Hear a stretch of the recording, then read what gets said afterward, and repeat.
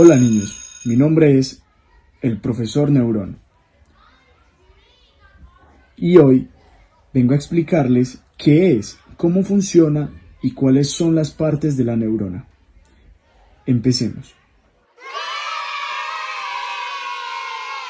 Las neuronas son unas células que hacen parte del sistema nervioso y tienen la capacidad de conducir impulsos nerviosos para comunicarse con otras neuronas. Profe, ¿y una neurona es igual a las otras células? Profe, puedo responder. Yo lo sé. Sus partes son iguales y tienen los mismos organulos, pero en diferente orden. La neurona está compuesta por tres partes. La primera es el soma o cuerpo celular, la cual es la fábrica de moléculas y donde se realizan las actividades fundamentales. En esta parte se encuentra el núcleo de la célula, por lo que está rodeado por la membrana celular. El axón conduce información codificada en forma de potenciales de acción, desde el soma hasta el botón terminal. Profe, ¿pero qué es el botón terminal? El axón se divide y ramifica, y esto se convierte en pequeños engrosamientos que secretan neurotransmisores. Esos los conocemos como botones terminales. Profe, se te olvidó decir que la última parte que compone las neuronas son las dendritas. Profe, y mi compañera Gabriela te lo sabe explicar mejor. Son ramificaciones que se pueden ver como saliendo del soma y que reciben la información de otras neuronas. Además, su membrana está llena de proteínas especializadas. Profe, pero no entiendo qué es una membrana. La membrana es una capa que permite que la neurona pueda retener en su interior líquidos y sustancias disueltas y varios organulos responsables de diferentes funciones. Los organulos son las partes que componen una neurona y que cumplen funciones específicas dentro de la neurona. Estos son las mitocondrias, el retículo endoplasmático liso y los lisosomas, los cuales se encuentran en todas las neuronas. Los ribosomas, el retículo endoplasmático rugoso, los cuales se encuentran en el soma y los dendritos. El aparato de Golgi y la sustancia de Niso se encuentran en el soma. El citoesqueleto tiene dos funciones: estructural, la cual da rigidez y forma a la neurona. También está el transporte. Transporta sustancias y vesículas a lo largo de las dendritas y del axón. Profe, una pregunta. ¿De qué está compuesto el citoesqueleto? Es una excelente pregunta. El citoesqueleto está formado por dos tipos de filamentos proteicos: los microtúbulos, los cuales se encuentran a lo largo de las prolongaciones, y los microfilamentos, los cuales están en toda la célula. Ahora vamos a ver el transporte de sustancias. ¿Qué es el transporte de sustancias? El transporte de sustancias en la neurona se da a través del axón. Se puede realizar en dos direcciones. Una de las direcciones es la anterógrada, movimiento de partículas desde el soma hasta los botones terminales. Una proteína llamada quinexina se encarga de este movimiento. También está la retrógrada, que es como el movimiento de partículas desde el terminal axónico hasta el soma. Una proteína denominada dienina es la que se encarga del movimiento. Ahora veremos los tipos de axones. Hay dos tipos de axones. Los axones mielínicos están recubiertos por la mielina, que recibe el nombre de vaina de mielina. Profe, pero no entiendo. ¿Qué es la mielina? Mira, lo que pasa es que la mielina es una sustancia grasa que no conduce corriente eléctrica porque está formada como por un lípido.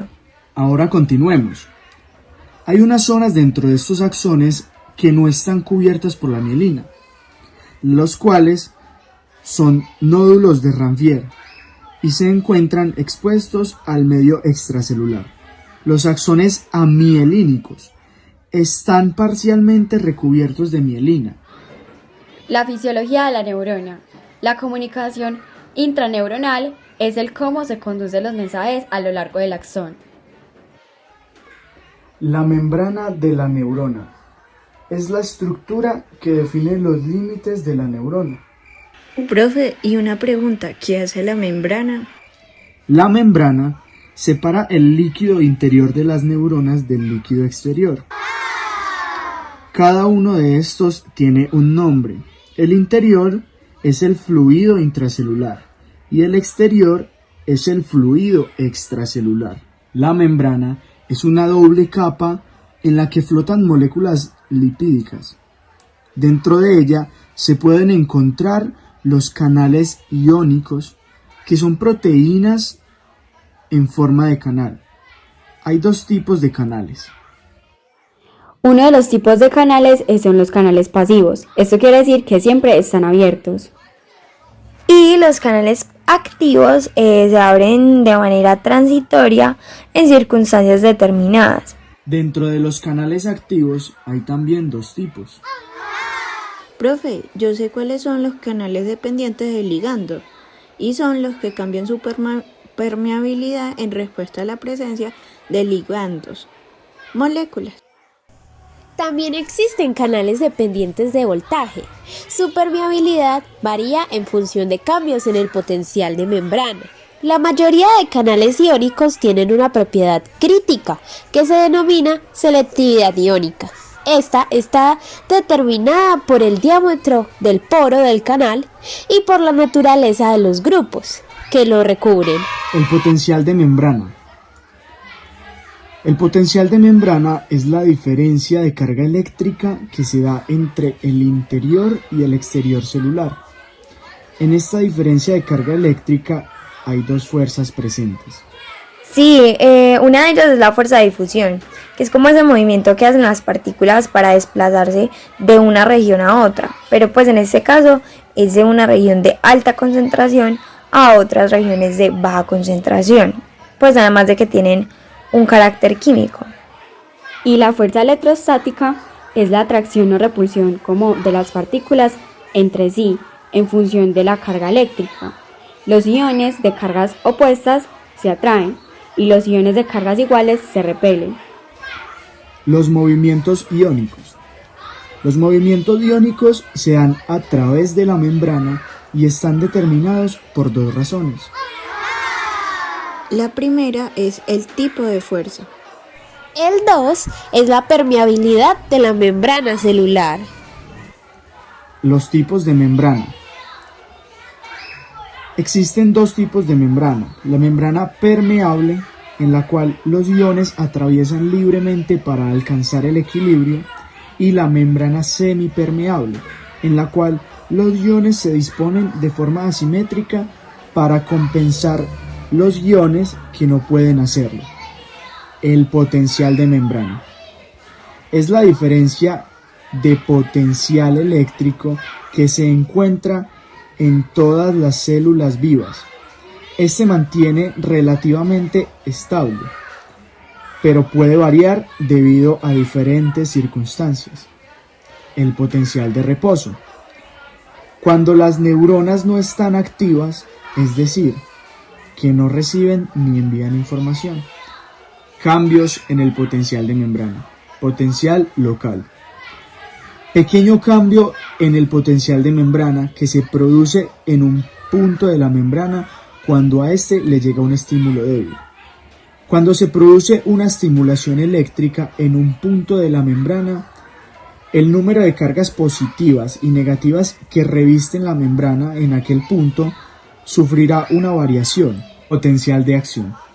Cambios en el potencial de membrana que se producen cuando los potenciales que fluyen a través del soma y los dendritos de una neurona despolarizan hasta un punto determinado el inicio del axón. Y este cambio se produce sin pérdida de intensidad. También tiene la capacidad de autorregularse a lo largo del axón y así la información puede viajar a largas distancias sin decrecer o perderse. Potencial de acción en las neuronas. ¿Cómo se conduce el potencial de acción a lo largo del axón? El potencial de acción consta de tres fases. la despolarización, la repolarización e hiperpolarización. El proceso completo es el siguiente.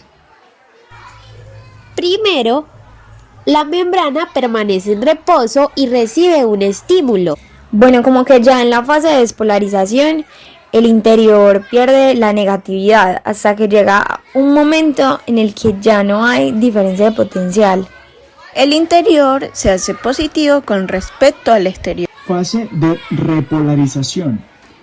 El interior recupera su negatividad con respecto al exterior. Fase de hiperpolarización. El interior presenta un valor más negativo que el del potencial de reposo. Finalmente, el potencial de membrana recupera el valor del potencial de reposo. Y esto es todo, niños. Me encantó contarles sobre la neurona. Luego nos vemos. Chao, prof. Adiós, profesor.